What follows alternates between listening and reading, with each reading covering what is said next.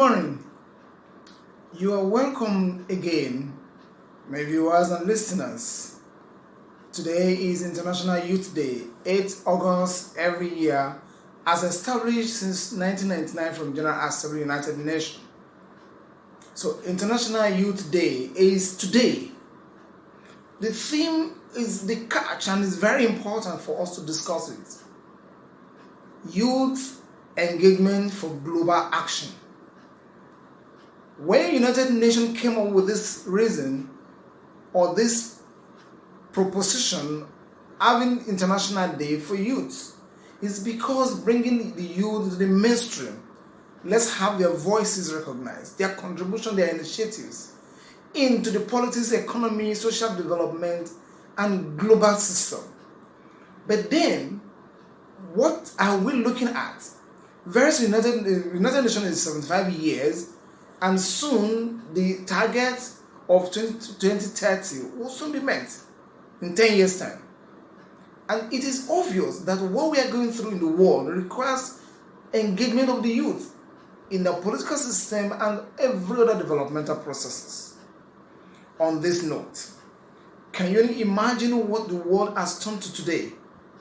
We have our international system of governance in crisis, with multiple and myriads of conflict everywhere, where you have countries that have disintegrated to the last. We're having a problem of humanitarian services, the problem of displacement, climate changes, and here you have global burden, disease burden that disturbs the whole world. Now the world is going into more trouble, and the world needs some rescuer, some people that can rescue, that can save the world. Countries that are doing very well today are being handled or led by youth or young men and women. So it appears that we are not coming to reality, and then it arrived with us, COVID-19. And I think the scare and the effort towards this COVID-19 has gone so important that we may need to use the word or blazing up this word into what we are dealing with in the world. Probably our youth can actually wake up from their slumber and take action as is required. On that note, factorizing this word of corona into other factors, we might need to look into what we are going through. We have about 5 other viruses that we're going through, that our youth need to be engaged in help to solve this out. So the age between 18 to 40, very vital period of one's life, that are agile, intelligent, are ready to do everything to reality. Now, number one, you have corona corruption virus. Look at the level of corruption in the world today. This has destroyed the world system, and Nigeria is not taking the back seat in that. You have corona unrest virus. Now, because the word virus means something that goes viral, that starts and begin to get into the fabric of human being, destroy the system, and all those things are destroying us. And that's where you have banditry, you have Boko Haram, you have the Niger Delta fighting for whatever, for purpose of tribalism and egoism. So where are we driving at? These are virus that we're dealing with before now, and then who is dealing with those? And where is our youth? Now beyond this, you have corona defilement virus. This can be local. Look at what's happening in Nigeria in the last few months. Defilement in the north, in the south, in the west, everywhere, where women are being killed and being defiled unnecessarily. And what is leading to all this? And here, the most culprit are most of our youths.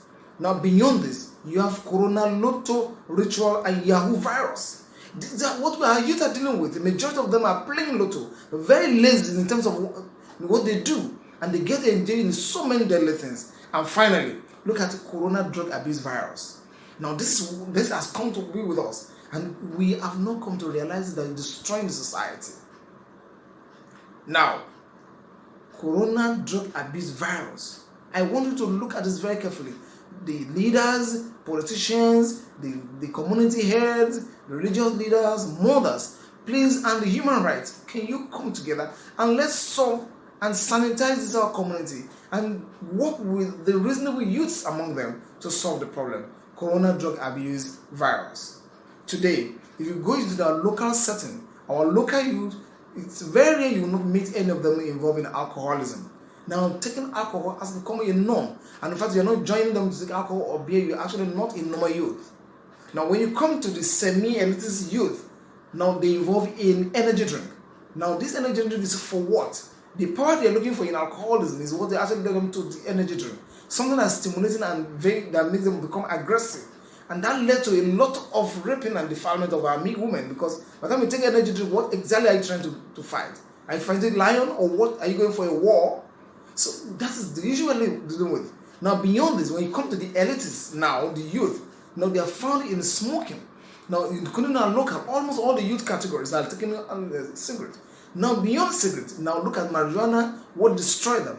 And they take beyond that, they take shisha. So imagine some of the youth that you know today, they actually go to sniff the odor of a latrine or pits. Or some of them even smoke cockroach. Or can you imagine smoking gum? And all sorts of things that are very intoxicating are what our youth engage in. So what does this then lead to eventually? It leads to the classic elitists who get engaged in heroin, in cocaine, amphetamine, and so on. So many other names that I don't need to mention here, that our youth get engaged in. And to lead them to where? Actually causing more trouble. Now today, our youth in our community are beginning to develop disease of adults. So imagine, you will see a young man with hypertension, you see a young person with diabetes, with arthritis, with kidney failures, with cancer, and then where are we going?